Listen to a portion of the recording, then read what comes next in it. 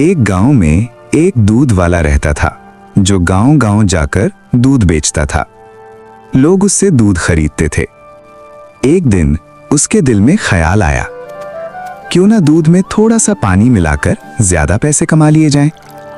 उसने पानी गाड़ी में भरा और रास्ते से गांव ले आया। अगले दिन जब लोग उसका दूध लेते तो कहते, तुम्हारे दूध में बहुत ज्यादा पानी था।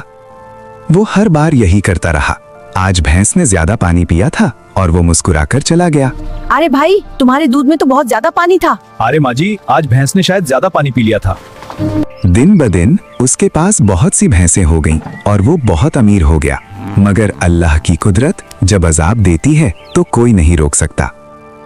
एक दिन वो खुले मैदान में अपनी भैंसें चरा रहा था कि अचानक तूफान आ गया। उसकी तमाम भैंसें पानी में बह गईं और वो बहुत रोया। लोगों ने उससे कहा, भाई, ये वही पानी है जो तुम दूध में मिलाकर बेचा करते थे। अल्लाह ने तुम्हें दुनिया ही में उसका अंजाम दिखा दिया है। आखिर में मुझे समझ आ गया।